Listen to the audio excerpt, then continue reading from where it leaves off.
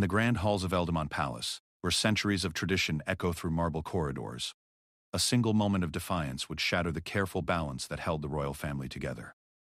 What happens when the heir apparent's son crosses a line so profound that even royal blood cannot shield him from consequences? When Princess Victoria, the iron-willed sister known for her unwavering moral compass, witnesses an act that threatens everything the crown represents, she faces an impossible choice between family loyalty and duty to the realm.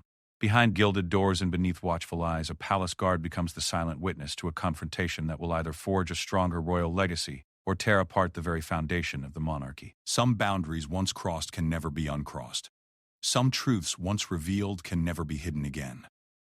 This is the story of a family where crowns are heavy, secrets are dangerous, and sometimes the greatest threat to the throne comes from within. The morning mist clung to the ancient stone walls of Buckingham Palace like a shroud of secrets waiting to be unveiled. Guard Captain Marcus Thornfield had walked these corridors for 15 years, his footsteps echoing against the marble floors, with the practiced silence of a man who had learned that in royal circles, what you see matters less than what you choose to remember. The palace was stirring to life as dawn broke over the kingdom of Valdoria. Servants moved like ghosts through the hallways, preparing for another day in service to the crown. But today felt different. There was an electricity in the air, a tension that Marcus couldn't quite place but had learned to trust after years of reading the subtle currents that flowed through the royal household. Queen Regent Isabella sat in her private study, reviewing the morning briefings with her usual methodical precision. At 62, she carried herself with the grace of someone born to rule, her silver hair perfectly arranged despite the early hour. The weight of the crown had aged her, but it had also strengthened her resolve. She had assumed the throne when her husband, King Edward, suffered a stroke 3 years prior and had governed with a steady hand through turbulent times. Her son, Crown Prince Alexander, was expected to assume full royal duties within the year. At 38, Alexander possessed the charm and intelligence necessary for kingship, but Isabella often worried about his judgment. More troubling still was her concern about his son, Prince Marcus, named after the legendary warrior king, who at 22 seemed to view his royal privilege as a license for reckless behavior. The sound of raised voices from the East Wing interrupted Isabella's morning routine. She paused, her pen hovering over the documents before her. Raised voices in the palace were rare. The staff was trained to maintain decorum at all times. She pressed the intercom button, connecting her to Captain Thornfield's security office. "Marcus, what's the disturbance in the East Wing?" Thornfield's voice crackled through the speaker, measured but concerned. "Your Majesty, I'm investigating now. It appears to be coming from the direction of the guest quarters." Isabella frowned. The guest quarters currently housed Lady Catherine Whitmore, a young woman from a prominent noble family who served as a cultural attaché. She was bright, dedicated, and had recently been working closely with Prince Marcus on a youth outreach program. Isabella had been pleased to see her grandson taking interest in meaningful royal duties, but now she wondered if there might be complications. Meanwhile, in the guest wing, Captain Thornfield moved swiftly but quietly through the ornate corridors. The voices were clearer now, one male, one female, both agitated. As he rounded the corner toward Lady Catherine's chambers, he recognized Prince Marcus's voice, though it carried a harsh edge he had never heard before. "You can't be serious about this," Prince Marcus was saying, his voice barely contained. "Do you have any idea who I am? What I could do to your family standing?" Lady Catherine's response was firm despite the tremor in her voice. "That's exactly the point, Your Highness." "You think your title gives you the right to demand anything from anyone? Well, it doesn't give you the right to demand this from me." Thornfield slowed his approach, his training warring with his duty. As head of palace security, he was responsible for the safety of all residents, but he also understood the delicate nature of royal privacy. He positioned himself where he could observe without being seen, hoping the situation would resolve itself peacefully. Prince Marcus stepped closer to Lady Catherine, his posture aggressive. "Everything in this kingdom exists because of my family. Your position, your family's wealth, even the roof over your head right now, it all comes from royal favor. And royal favor can be withdrawn just as easily as it's granted." "Are you threatening me?" Catherine asked, backing toward the window. "I'm explaining reality," Marcus replied coldly. "You've been playing hard to get for weeks, acting like you're too good for royal attention. But we both know you came here hoping to catch a prince's eye. Well, you had it. Now stop pretending you don't want what every woman in the kingdom would kill for." Thornfield felt his jaw tighten. In his years of service, he had witnessed many uncomfortable moments. Royal tantrums, political disputes, family arguments. But this was different. This crossed lines that even royalty shouldn't cross. Catherine straightened her shoulders, meeting the prince's gaze directly. I came here to serve my country and contribute to meaningful work. I thought you shared that goal. I was wrong about you, and I'm wrong to stay here another moment. She moved toward the door, but Marcus blocked her path. You're not leaving until we finish this conversation. Move aside, Your Highness. Or what? You'll call security? Do you think anyone in this palace would take your word over mine? Captain Thornfield had heard enough. He stepped into view, clearing his throat diplomatically. Your Highness, Lady Catherine. I apologize for the interruption. Lady Catherine, you requested an escort to the main entrance for your morning appointment? It was a lie, but a necessary one. Catherine seized the opportunity gratefully. Yes, Captain, I'm running late. Prince Marcus's face flushed with anger at the interruption. Captain Thornfield, your services aren't needed here. Of course, Your Highness. However, I do have a message from Her Majesty requesting Lady Catherine's presence in the throne room at her earliest convenience. Another lie, but Thornfield delivered it with the same professional tone he used for genuine royal communications. The mention of the Queen Regent gave Marcus pause. He stepped aside reluctantly, his eyes burning with humiliation and rage. Catherine moved quickly toward the door, but Marcus caught her arm as she passed. This isn't over, he said quietly, his grip tighter than necessary. Thornfield stepped forward smoothly. Your Highness, Her Majesty specifically mentioned the urgency of her request. Marcus released Catherine's arm but leaned close to her ear. You'll regret embarrassing me. As they walked away from the guest quarters, Thornfield maintained his professional composure, but his mind was racing. Lady Catherine walked beside him in silence, her hands trembling slightly. When they reached a secure distance, she stopped. Captain Thornfield, I need to speak with you privately. Of course, my lady. My office is secure. They walked to the security wing in silence. Thornfield's office was modest but private, lined with monitors showing various palace locations and communication equipment connecting him to security personnel throughout the grounds. He offered Catherine a chair and closed the door. What I'm about to tell you must remain confidential, Catherine began, her voice steady despite her obvious distress. You have my word, my lady, unless it concerns the safety and security of the palace. Catherine nodded, understanding the limitation. This isn't the first time Prince Marcus has behaved this way toward me. It's been escalating for weeks. Comments, inappropriate touches disguised as accidents, suggestions about what I owe the royal family for my position here. Thornfield listened without interrupting, his expression grave. Today was different, she continued. He came to my chambers uninvited and made it clear that he expects intimate favors in exchange for my continued position here. When I refused, he became threatening. What specific threats did he make? He said he could destroy my family's reputation. That he could have me dismissed not just from the palace but blacklisted from any position in noble society. He said no. One would believe my word over his. Thornfield was quiet for a long moment, processing the implications. Lady Catherine, these are serious accusations against the heir to the throne. I know exactly what I'm saying, Captain, and I know exactly who I'm accusing. But what happened today cannot be allowed to continue or escalate. What do you want to do? Catherine looked out the window toward the palace gardens where groundskeepers were tending to the roses that would bloom in a few weeks. I want to complete my duties here and leave with my honor intact, but I won't be intimidated or victimized, not even by a prince. Have you considered speaking directly to Crown Prince Alexander or Her Majesty? With what evidence? It's my word against his, just like he said. And everyone knows that family protects family when it comes to the crown. Thornfield understood her position. Palace politics were treacherous, and accusations against royalty rarely ended well for the accusers.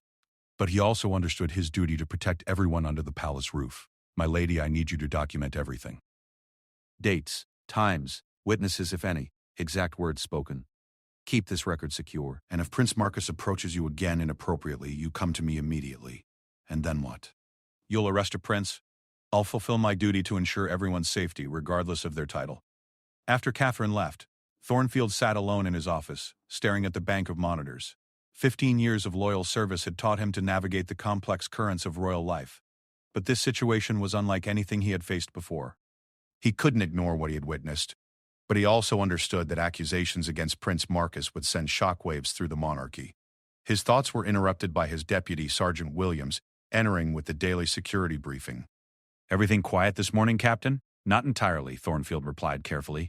We need to increase discreet monitoring of the guest wing, particularly around Lady Catherine's quarters. Williams raised an eyebrow but didn't question the order. Anything specific I should know about? Just extra vigilance for now. And Williams, this stays between us for the moment. As the morning progressed, news of the incident remained contained, but Thornfield knew that secrets had a way of spreading through the palace like wildfire. By afternoon, he noticed subtle changes in staff behavior, hushed conversations that stopped when he approached, meaningful glances exchanged between servants who normally paid little attention to security matters. More concerning was Prince Marcus's behavior throughout the day. The prince attended his scheduled appointments and public appearances, but there was an edge to his demeanor that hadn't been there before. During the afternoon garden party for local dignitaries, Thornfield observed him carefully.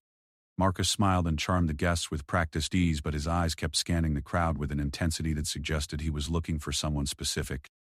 Lady Catherine had requested permission to skip the garden party, citing work on urgent cultural exchange documents. Isabella had granted the request without question, not knowing the true reason behind it. From his position overlooking the gardens, Thornfield watched as Prince Marcus's jaw tightened when he realized Catherine wasn't among the guests. As evening approached, the palace began to settle into its nighttime routines. Thornfield was reviewing the day's security reports when an urgent message arrived from the communications center. Princess Victoria, the Queen Regent's sister, would be arriving unexpectedly that evening for an unscheduled visit. Princess Victoria was known throughout the kingdom for her unwavering moral compass and fierce independence. At 58, she had never married, dedicating her life to charitable work and serving as the royal family's unofficial conscience. Her unexpected visits usually meant she had concerns that needed immediate attention. Thornfield immediately implemented enhanced security protocols for the princess's arrival. As her motorcade pulled through the palace gates at sunset, he couldn't shake the feeling that her timing was more than coincidental. Princess Victoria emerged from her vehicle with characteristic purpose, her silver hair pulled back severely, and her dark eyes taking in every detail of her surroundings. She moved through the palace corridors like a woman on a mission, accepting brief greetings from staff, but clearly focused on reaching her destination. "Victoria, what a wonderful surprise," Queen Regent Isabella said as they embraced in the royal apartments. "I wasn't expecting you until next month's charity gala. Something has come to my attention that couldn't wait," Victoria replied, her tone serious. "We need to talk, Isabella, privately." As the sisters settled in Isabella's private sitting room, Thornfield received word that his presence was requested for a security briefing with Princess Victoria. This was unusual. Victoria rarely involved herself directly in security matters. When he arrived at the royal apartments, both women studied him with expressions of grave concern. "Captain Thornfield," Princess Victoria began, "I've received some troubling information regarding my nephew, Prince Marcus. Information that suggests there may be serious misconduct occurring within these walls." Thornfield maintained his composed expression, but internally he wondered how news of the morning's incident had already reached the princess. Do you? "I'm here," Victoria continued, "to ensure that if there are problems, they are addressed appropriately and immediately. The reputation of this monarchy depends not just on what we accomplish publicly, but on how we conduct ourselves privately." Isabella looked between her sister and her security chief, sensing undercurrents she didn't fully understand. "Victoria, what exactly are you talking about?" Princess Victoria's gaze remained fixed on Thornfield. "Captain, I believe you may have information relevant to my concerns. Information that my sister, as Queen Regent, needs to know." The weight of the moment settled on Thornfield's shoulders like a heavy cloak. He had hoped to have more time to investigate, to find a way to handle the situation discreetly. But Princess Victoria's unexpected arrival had accelerated everything.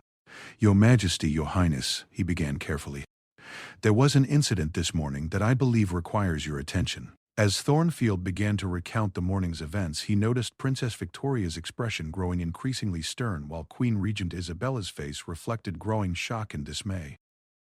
The carefully maintained facade of royal perfection was about to be tested in ways none of them had anticipated. The first phase of a crisis that would shake the monarchy to its foundations had begun, and there would be no going back to the comfortable illusions of the morning. The silence in Queen Regent Isabella's private sitting room stretched like a taut wire ready to snap. Captain Thornfield had finished his account of the morning's incident, and both royal women sat processing the implications of his words. The ornate clock on the mantelpiece ticked away the seconds, each sound emphasizing the gravity of the moment. Princess Victoria was the first to speak, her voice controlled but carrying an edge that could cut glass. "Captain Thornfield, You witnessed Prince Marcus physically restraining Lady Catherine against her will and making threats regarding her family's welfare? Yes, Your Highness. The behavior was clearly inappropriate and, in my professional opinion, constituted harassment and intimidation. Isabella's face had gone pale during Thornfield's recounting. As Queen Regent, she had weathered political storms, economic crises, and family scandals, but the idea that her grandson might be guilty of such behavior struck at the very heart of what she believed about their family's character. There must be some misunderstanding, Isabella said, though her voice lacked conviction.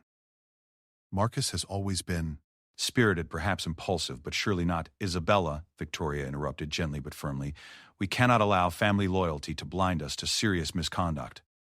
If these allegations are true, they represent not just personal failing, but a threat to the integrity of the crown itself. Thornfield shifted uncomfortably as the two sisters stared at each other across the richly appointed room. He had served the royal family faithfully for 15 years, but he had never found himself in the position of being the bearer of such damaging news about a direct heir to the throne. What additional information do you have, Victoria? Isabella asked. You said something had come to your attention before Captain Thornfield's report. Princess Victoria exchanged a meaningful glance with Thornfield before responding. I received a confidential communication this afternoon from Lady Margaret Ashford. Her daughter Elizabeth recently completed a cultural internship here at the palace. Isabella nodded. Yes, a bright young woman. She showed great promise during her time here. According to Margaret, Elizabeth returned home last month in a state of distress. She eventually confided in her mother about inappropriate advances from Prince Marcus during her final weeks at the palace. Similar pattern to what Captain Thornfield has described. Escalating pressure, threats regarding her family's business connections to the crown, and physical intimidation. The color drained completely from Isabella's face. 2 accusations? Potentially more, Victoria said grimly. Margaret reached out to me after hearing whispers from other noble families. There appears to be a pattern of behavior that has been overlooked or covered up. Captain Thornfield felt compelled to speak. Your Majesty, in light of Princess Victoria's information, I believe we must consider that Lady Catherine may not be an isolated incident. If there are other victims, they may be afraid to come forward due to Prince Marcus's position and influence. Isabella stood and walked to the tall windows overlooking the palace gardens. The sun was setting, casting long shadows across the manicured lawns where tomorrow tourists would walk and admire the beauty of the royal grounds. The irony was not lost on her that such darkness could exist within walls that symbolized honor and nobility to millions of people. What are you suggesting we do? She asked without turning around. Victoria's answer came swiftly and decisively. We investigate thoroughly and immediately. We ensure that any victims receive appropriate support and justice, and we take whatever action is necessary to prevent further incidents regardless of the personal cost to our family. You're talking about our heir, Victoria. Marcus is second in line to the throne. Then he should be held to the highest standard, not the lowest. The conversation was interrupted by a soft knock at the door. Isabella's private secretary, Mrs. Della, Eleanor Hayes, entered with obvious reluctance. Your Majesty, I apologize for the interruption, but Crown Prince Alexander is requesting an immediate audience with you. He seems quite agitated. Isabella and Victoria exchanged glances. Did he say what this was about? Isabella asked. Oh, Your Majesty, but he mentioned that it involved family honor and false accusations.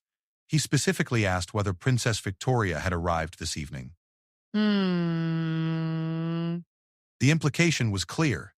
Word of the investigation had somehow reached Alexander, which meant it might have reached Marcus as well.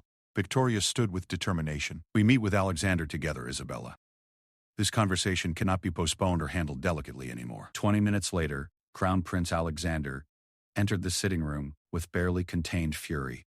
At 38, he possessed the classic features of the royal bloodline: strong jaw, intense blue eyes, and the bearing of someone accustomed to command. But tonight his usual composed demeanor was cracked by anger and what appeared to be panic. Mother, I need to know exactly what allegations are being made against my son and by whom.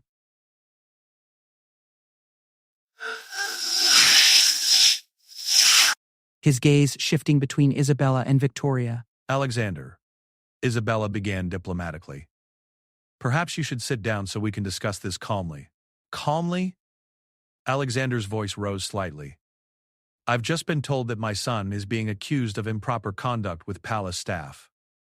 Do you have any idea what this could do to our family's reputation, to the monarchy itself? Princess Victoria stepped forward. Alexander, the question isn't what these allegations might do to our reputation. The question is whether they're true and what we're going to do about it. They're not true, Alexander replied immediately. Marcus is young, and perhaps sometimes overly charming, but he would never behave inappropriately toward women. He was raised better than that. Captain Thornfield, who had remained silent during the family exchange, finally spoke. Your Highness, with respect, I witnessed the incident personally. Prince Marcus was physically restraining Lady Catherine against her will and making explicit threats about her family's welfare if she didn't comply with his demands. Alexander turned his attention to the security chief, his expression hostile. And what exactly were these supposed demands, Captain? The directness of the question caught Thornfield off guard, but he maintained his professional composure. Intimate favors, Your Highness, in exchange for her continued employment and her family's good standing with the crown. That's preposterous. My son would never need to coerce anyone into anything. Women line up for his. That's exactly the attitude that creates this problem, Victoria interjected sharply. The idea that royal privilege extends to demanding whatever you want from whoever you want. Victoria, you've never married, never had children. You don't understand the pressures young men face, especially those in the public eye. The insult hung in the air like a physical blow. Victoria's jaw tightened, but her voice remained steady. I understand right from wrong, Alexander. And I understand that power comes with responsibility, not entitlement. Isabella moved between her son and sister before the argument could escalate further. That's enough. We're not here to attack each other. We're here to determine the facts and decide how to proceed. The facts, Alexander said, are that ambitious young women sometimes misinterpret royal attention as something more than it is, and when their fantasies don't materialize, they make accusations. Captain Thornfield felt his professional restraint slipping. Your Highness, I observed Prince Marcus physically blocking Lady Catherine's exit and threatening her family. There was no misinterpretation involved. You observed a conversation between two adults. Everything else is interpretation and assumption. I observed intimidation and coercion. You observed what you wanted to see to make yourself important to this investigation. The accusation struck Thornfield like a slap. In 15 years of faithful service, his integrity had never been questioned. Princess Victoria's voice cut through the tension like a blade. Alexander, your son has crossed a line. Multiple lines, apparently. The question now is whether you're going to help address this problem or become part of it. My son is not a problem to be addressed. He's the future of this monarchy. Not if he continues this behavior. He isn't. The threat implicit in Victoria's words was unmistakable. She was suggesting that Marcus's position in the line of succession itself might be in jeopardy. Isabella sat heavily in her chair, suddenly feeling every one of her 62 years. Alexander, I need you to bring Marcus here immediately. We need to hear his side of this directly. Absolutely not. I won't subject my son to this witch hunt. It's not a request, Alexander. It's a command from your queen. The formal invocation of royal authority created a moment of stunned silence. Isabella rarely used her monarchical power within the family, preferring to rely on persuasion and consensus. But the gravity of the situation demanded decisive action. Alexander's face flushed with anger and humiliation. You're choosing to believe accusations from outsiders over the word of your own family. I'm choosing to investigate serious allegations properly, which is what any responsible leader would do. And if these allegations become public, if the press gets hold of this story, what then? You think the monarchy can survive a scandal involving sexual misconduct by the heir's son? The question struck at the heart of everyone's fears. The royal family existed only with the consent and support of the people. Scandals involving abuse of power, particularly sexual misconduct, had destroyed monarchies before. Victoria's response was immediate and uncompromising. The monarchy can survive scandal better than it can survive the systematic abuse of innocent people by those who claim to serve it. Easy words from someone who will never wear the crown. Necessary words from someone who understands what the crown is supposed to represent. Captain Thornfield watched the family dynamic deteriorate with growing unease. His duty was to protect all members of the royal family, but what happened when protecting one member required exposing the crimes of another? The argument was interrupted by Mrs. Hayes returning with another urgent message. Your Majesty, Prince Marcus is requesting permission to address the family immediately. He's waiting in the blue drawing room. Isabella looked at her sister and son. It seems Marcus has decided to join us whether his father approves or not. I'll get him, Alexander said, moving toward the door. No. Victoria said firmly. Captain Thornfield will escort Prince Marcus here. This conversation needs to be official, not familial. As Thornfield left to collect Prince Marcus, he reflected on how quickly the palace's atmosphere had changed. This morning had begun like any other, with routine security briefings and standard procedures. Now he was walking through corridors that felt charged with tension, knowing that the next hour would likely determine the future of the monarchy. He found Prince Marcus in the blue drawing room, pacing like a caged animal. The young prince was still dressed in his formal attire from the afternoon's public engagements, but his usually perfectly groomed appearance showed signs of stress.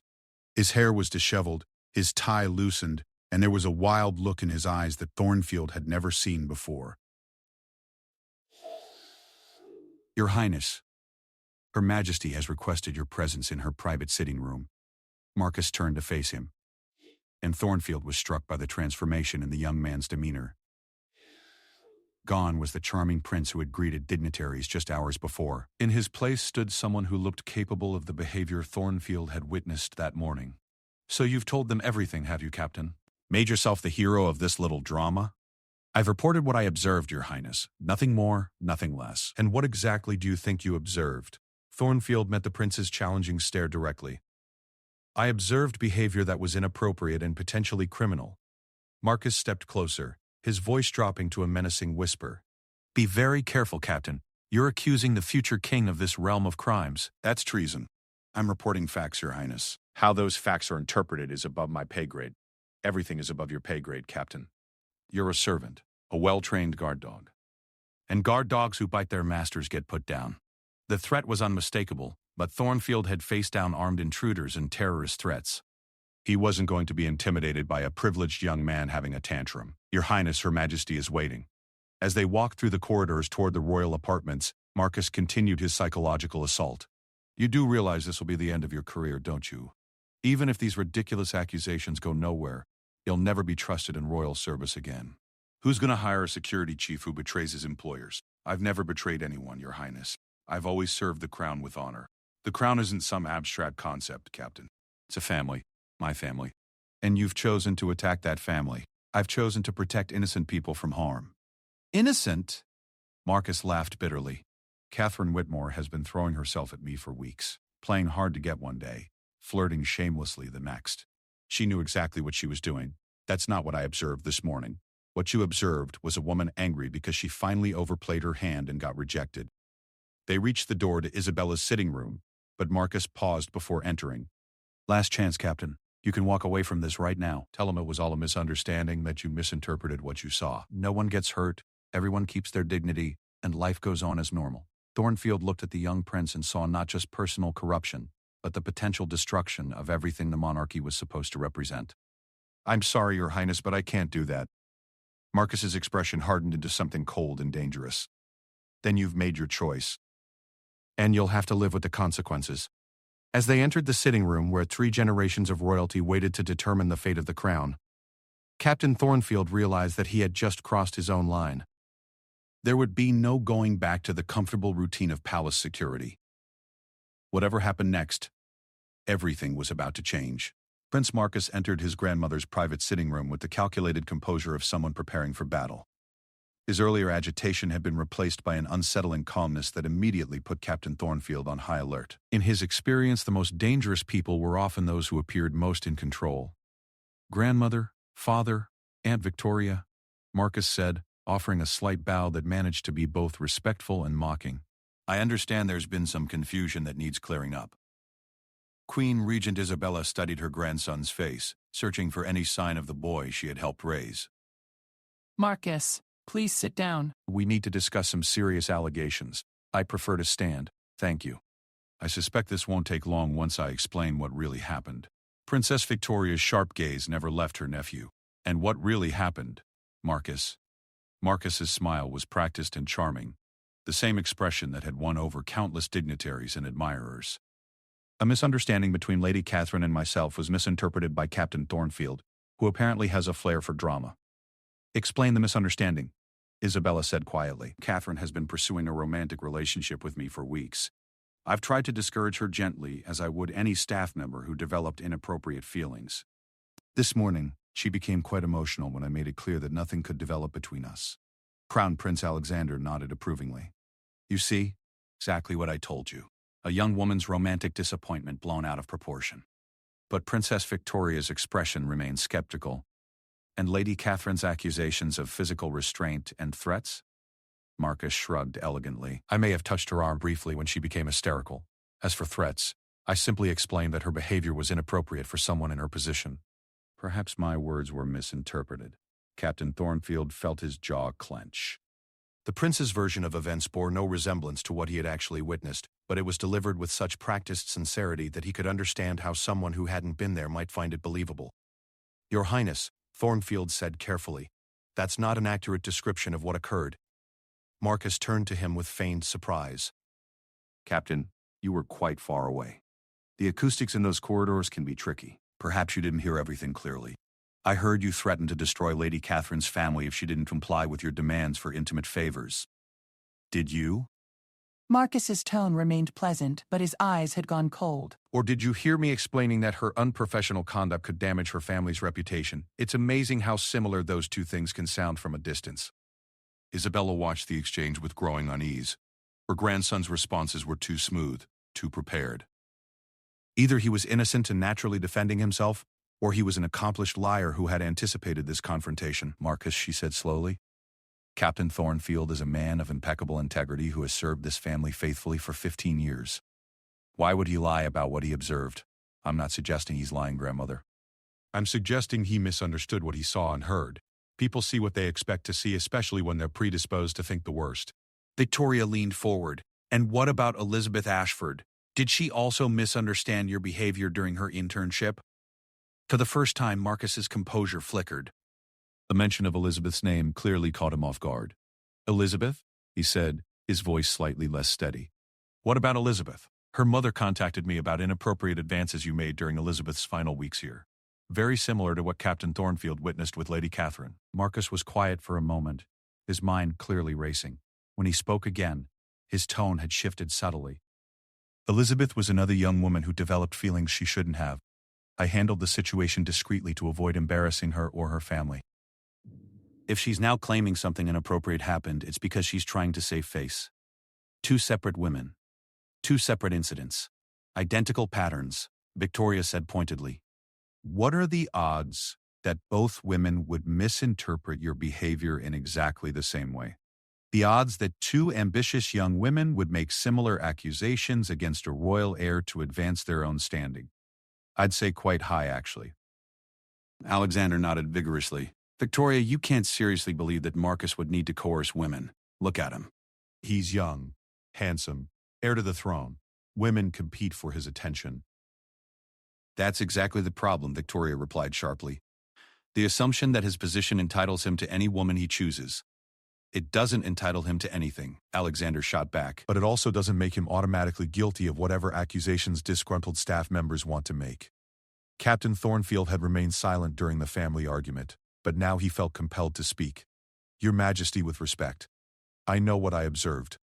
Prince Marcus was physically restraining Lady Catherine against her will while making explicit sexual demands. There was no misunderstanding involved. Marcus turned on him with sudden venom. You observed two adults having a private conversation.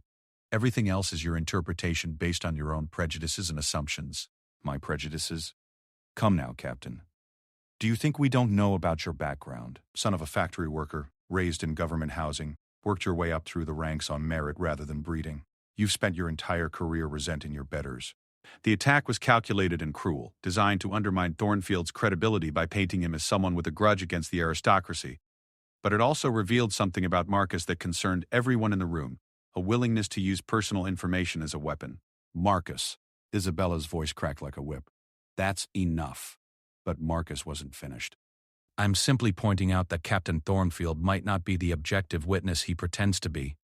When someone spends their life surrounded by privilege they'll never possess, they naturally want to believe the worst about those who have what they lack. The accusation hung in the air like poison gas. Thornfield felt 15 years of loyal service reduced to petty jealousy and class resentment. Victoria stood slowly, her face pale with anger. Marcus, you have just revealed more about your character in the past 30 seconds than all the accusations against you combined. Have I? I've simply pointed out that our witnesses might not be as reliable as we're pretending. You've revealed that you view everyone beneath your station as potential enemies motivated only by envy. You've shown that you're willing to destroy a good man's reputation to save your own. And you've demonstrated exactly the kind of entitled arrogance that would make the accusations against you credible. Marcus's mask finally slipped completely. You don't know what you're talking about, Aunt Victoria. You sit in your charitable committees and your moral high ground, but you've never had to carry the weight of actually ruling anything. And you think that weight gives you the right to abuse women? I think that weight gives me the right to expect loyalty from people who work for my family. The outburst revealed more than Marcus intended. His definition of loyalty apparently included sexual compliance from female staff members. Isabella had heard enough. Marcus, leave us. Now.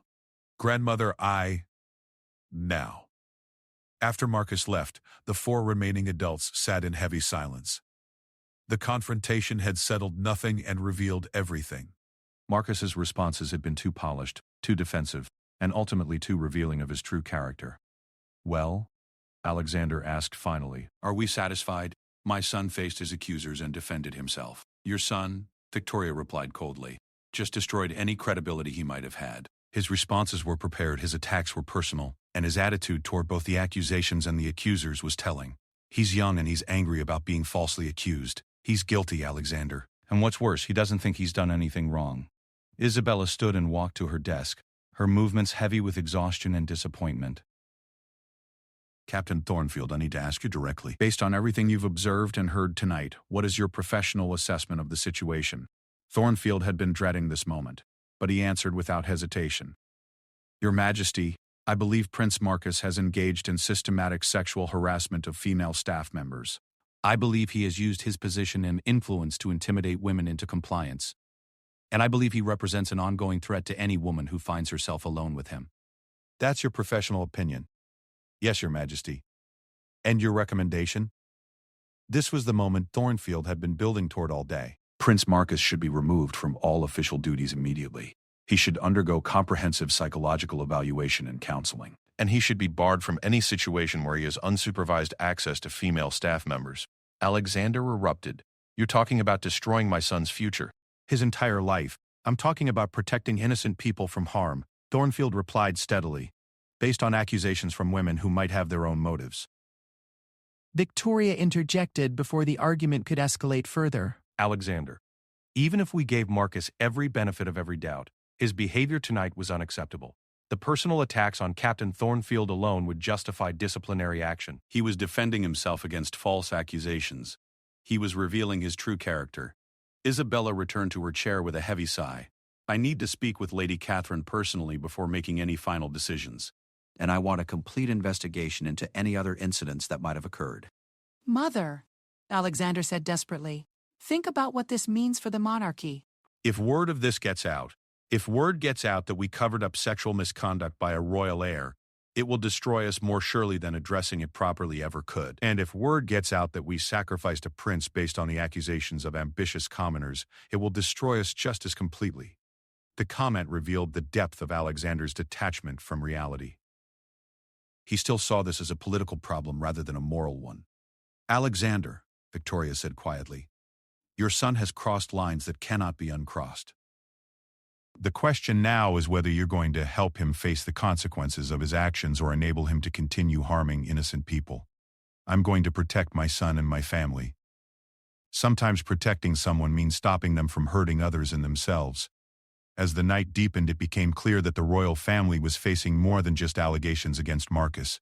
They were confronting a fundamental divide in their understanding of what it meant to wear the crown. Isabella dismissed everyone except Captain Thornfield. When they were alone, she looked older than her 62 years. Captain, I need your honest assessment of something else. If we handle this properly, investigate thoroughly, take appropriate action, ensure justice for the victims, can the monarchy survive this? Thornfield considered the question carefully. Your Majesty, I believe the monarchy can survive almost anything except the appearance of covering up criminal behavior by its members. If you act decisively and justly, the people will respect you for it. If you're seen as protecting a predator because he's royal, they'll never forgive you. And if Marcus is innocent of the worst accusations, then a thorough investigation will reveal that, and his reputation will be restored.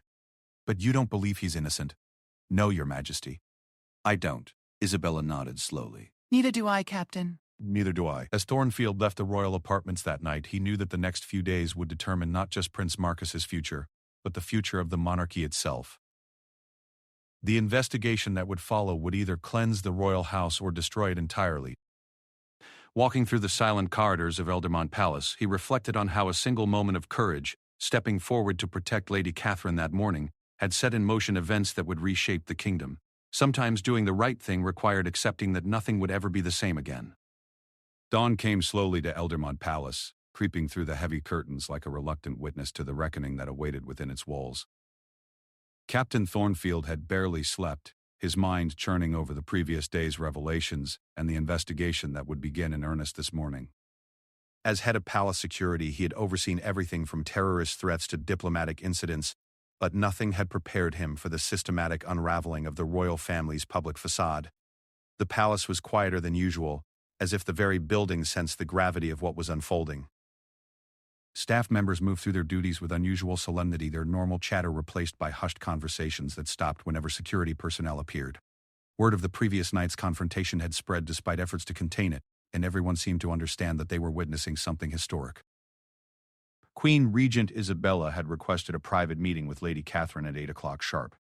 As Thornfield escorted Catherine through the palace corridors, he noticed her hands trembling slightly despite her outward composure. She had spent the night in secure quarters protected by female security officers after receiving an anonymous threatening phone call that had shaken her confidence in her safety. Lady Catherine, Isabella said as they entered her private study, "Thank you for your courage in coming forward. I want you to know that this palace will be a safe place for you, regardless of what else happens." Catherine sat carefully in the offered chair, her back straight with determined dignity. "Your Majesty, I want to be clear about something from the start. I'm not here to destroy your family or the monarchy. I'm here because what happened to me was wrong, and I won't let fear of Prince Marcus's position silence me." Isabella nodded approvingly. The young woman's directness was refreshing after the previous evening's political maneuvering. "Tell me everything, Catherine, from the beginning." For the next hour, Catherine recounted a pattern of escalating harassment that had begun almost immediately after her arrival at the palace. Prince Marcus had started with inappropriate comments disguised as royal charm, progressed to accidental physical contact during official functions, and finally escalated to explicit demands made in private settings where he assumed no one would witness or believe accusations against him. The worst part, Catherine said, her voice steady but her eyes reflecting deep pain, wasn't the harassment itself. It was the assumption that I should be grateful for his attention. That my position here, my family's reputation, everything I've worked for could be taken away if I didn't comply with his demands. Did anyone else witness these incidents? Some of them. Prince Marcus was usually careful to make his worst comments when we were alone, but several staff members noticed his inappropriate behavior during public events. They were too afraid to say anything because he's second in line to the throne. Isabella's face grew graver with each detail. This wasn't the behavior of a young man making innocent mistakes. It was the calculated abuse of power by someone who believed his royal status placed him above accountability. "Catherine, I'm going to ask you to do something difficult. I want you to meet with Detective Inspector Sarah Morrison from the Royal Protection Unit. She'll conduct a formal investigation that could lead to criminal charges. Are you prepared for that?" Catherine's response was immediate. "Yes, Your Majesty. If my experience can prevent this from happening to other women, then I have a duty to see this through." After Catherine left, Isabella sat alone in her study, staring at the portrait of her late husband that dominated one wall. King Edward had always believed that true nobility came from service and sacrifice, not privilege and entitlement. She wondered what he would think of their grandson's behavior, and what he would advise her to do about it. Her contemplation was interrupted by Mrs. Hayes announcing the arrival of Detective Inspector Morrison. Sarah Morrison was a consummate professional in her mid-40s who had spent 20 years investigating sensitive cases involving public figures. Her reputation for thoroughness and discretion had made her the go-to investigator for situations that required both legal precision and political awareness. "Your Majesty," Morrison began after the formal pleasantries, "I've been briefed on the general situation. Before I proceed with formal interviews, I need to understand the scope of authority I have here." "What do you mean?" "I mean, am I investigating alleged crimes that happen to occur in a royal setting, or am I conducting damage control for the royal family?" Because those are very different things requiring very different approaches. Isabella appreciated the detective's directness. You are investigating alleged crimes, Inspector. Period. I want the truth, regardless of where it leads or whom it implicates. Even if it leads to criminal charges against Prince Marcus, especially if it leads to criminal charges against Prince Marcus. Morrison nodded approvingly. Then I'll need complete access to all relevant staff members, security footage from the areas in question, and Prince Marcus's communications records for the past 6 months. You'll have whatever you need. And I'll need assurance that Prince Marcus won't attempt to intimidate witnesses or interfere with the investigation. Isabella's jaw tightened. That assurance will be provided. Meanwhile, in another wing of the palace, Prince Marcus was discovering that his world had changed overnight in ways he hadn't anticipated. His usual morning routine of reviewing his schedule with his personal secretary was interrupted by the arrival of 2 royal protection officers, who informed him that he was being placed under house arrest, pending the outcome of a formal investigation. You can't be serious, Marcus said, his famous charm nowhere in evidence. I'm second in line to the throne. Your Highness, replied Senior Officer Janet Walsh. Our orders come directly from Her Majesty. You're restricted to your personal quarters except for designated times in the family wing. All public engagements have been cancelled, and you're to have no contact with palace staff outside of immediate family members and designated security personnel. The reality of this situation was beginning to sink in.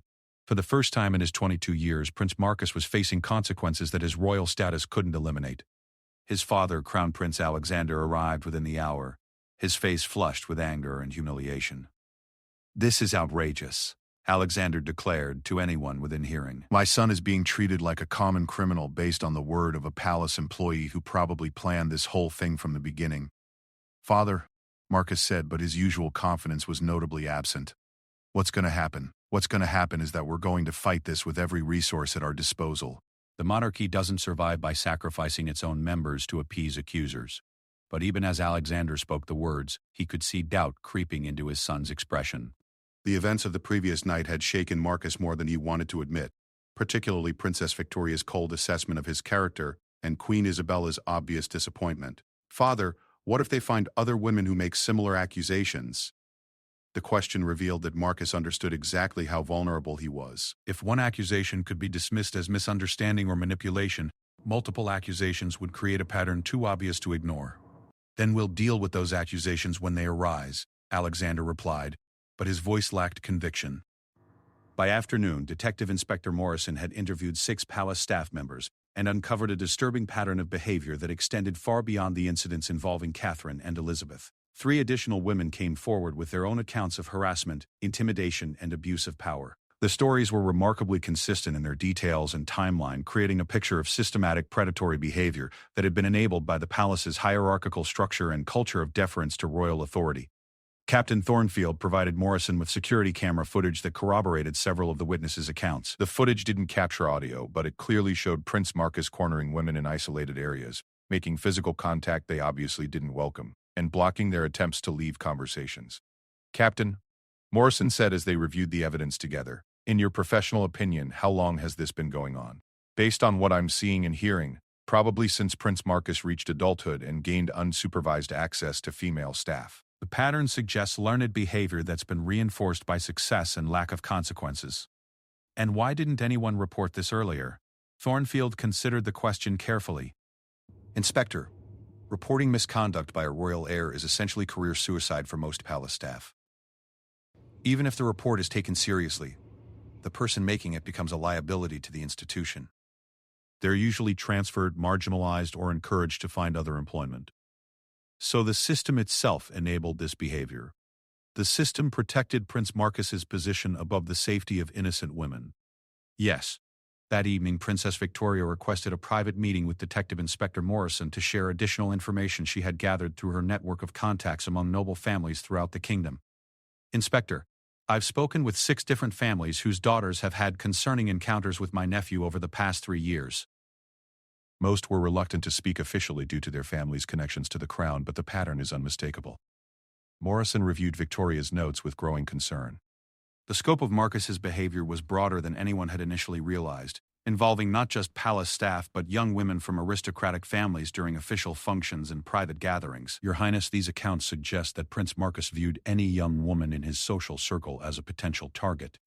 The abuse of power wasn't limited to employer-employee relationships. That's correct. He used his royal status to create situations where women felt they had no choice but to comply with his demands, or risk serious social and economic consequences for their families. This transforms the investigation significantly. We're not just looking at workplace harassment anymore. We're looking at a systematic pattern of sexual coercion involving multiple venues and victim categories. Victoria nodded grimly. Inspector, I want you to understand something. I love my nephew, but I love the institution of the monarchy more. If Marcus is guilty of these crimes, then he must face the full consequences regardless of his bloodline. And if the investigation recommends criminal prosecution, then he should be prosecuted. The crown cannot survive being seen as a haven for predators who escape justice because of their birth. By the end of the week, Detective Inspector Morrison had compiled a comprehensive report that painted a devastating picture of Prince Marcus's behavior. 12 women had provided detailed accounts of harassment, intimidation, and sexual coercion spanning nearly 4 years. The evidence included witness testimonies, security footage, text messages, and even audio recordings made by one victim who had grown suspicious of Marcus's intentions. Queen Regent Isabella received Morrison's preliminary findings in her private study, accompanied only by Princess Victoria and Captain Thornfield. The weight of the evidence was overwhelming and undeniable. "Inspector Morrison," Isabella said after reviewing the summary, "what are your recommendations?" "Your Majesty, based on the evidence collected, I recommend that formal criminal charges be filed against Prince Marcus for sexual harassment, sexual assault, intimidation of witnesses, and abuse of public office. The evidence is sufficient to proceed with prosecution." The words hung in the air like a death sentence. Isabella had hoped against hope that the investigation would reveal misunderstandings or exaggerations that could be addressed privately. Instead, it had uncovered a pattern of criminal behavior that demanded public accountability. What specific charges would be filed? Multiple counts of sexual assault, criminal harassment, intimidation, and abuse of authority. If convicted on all counts, Prince Marcus could face significant prison time. Isabella closed her eyes briefly, feeling the weight of the crown she wore more heavily than ever before. When she opened them again, her expression was resolved. "Inspector, proceed with filing charges." Captain Thornfield placed Prince Marcus under formal arrest. And Princess Victoria, please prepare a statement for public release explaining our actions. Isabella, Victoria said gently, are you certain about this course of action? Once we cross this line, there's no going back. I'm certain. The monarchy exists to serve the people of this kingdom, not to protect criminals who happen to be born into royal families. 2 hours later, Prince Marcus was formally arrested in his palace chambers on multiple charges of sexual assault and abuse of power. The moment marked the first time in the kingdom's history that a direct heir to the throne had been charged with criminal sexual misconduct. Crown Prince Alexander's reaction was explosive and immediate. "Mother, you've just destroyed the monarchy to appease a handful of accusers who saw an opportunity to bring down a royal heir. I've just saved the monarchy from being destroyed by enabling a predator." Isabella replied calmly, "Marcus is your grandson. How can you betray your own family like this? I'm protecting my family by ensuring that its most vulnerable member faces the consequences of his actions before they destroy everything we've worked to build." The news of Prince Marcus's arrest broke publicly the following morning, sending shockwaves through the kingdom and around the world. Editorial writers debated whether Isabella's decision represented courageous leadership or the destruction of royal tradition. Public opinion polls showed the population sharply divided, with younger citizens generally supporting the Queen's actions while older, more traditional voters expressed concerns about the precedent being set. But among the women who had suffered under Prince Marcus's abuse, there was unanimous gratitude for a system that had finally chosen their safety over royal privilege. Lady Catherine, who had found the courage to speak truth to power despite enormous personal risk, issued a simple statement. Justice delayed is justice denied, but justice served, regardless of the perpetrator's status, is justice that protects us all. Princess Victoria worked tirelessly to maintain public support for the monarchy during the crisis, emphasizing that Isabella's actions proved the royal family's commitment to the same laws and moral standards that governed all citizens. Captain Thornfield, reflecting on the events that had transformed the palace from a symbol of tradition into a battlefield for justice, realized that his decision to step forward and protect Lady Catherine had created ripple effects far beyond anything he could have imagined. The trial of Prince Marcus would dominate headlines for months to come, ultimately resulting in his conviction on multiple charges and his formal removal from the line of succession. Crown Prince Alexander, unable to accept his son's guilt or his mother's actions, renounced his own claim to the throne and went into exile. Queen Regent Isabella continued to rule with dignity and strength, her decisive handling of the crisis ultimately strengthening public support for a monarchy that had proven capable of policing itself according to the highest moral standards. The palace gradually returned to normal operations, but with new policies ensuring that staff members could report misconduct without fear of retaliation, and that no one's royal status would ever again shield them from accountability for criminal behavior. Captain Thornfield remained as head of palace security, his reputation enhanced rather than damaged by his willingness to speak truth to power. He often reflected that protecting the crown sometimes meant protecting it from those who wore it, and that true loyalty required the courage to do what was right rather than what was expected. The young women who had found the strength to come forward became symbols of a new era in which justice mattered more than privilege, and in which the crown served the people rather than the other way around. In the end, the greatest test of the monarchy's survival hadn't come from external threats or political upheaval, but from within its own walls. And by choosing principle over protection, truth over tradition, Queen Regent Isabella had proven that even the most ancient institutions could evolve to meet the demands of justice in the modern world.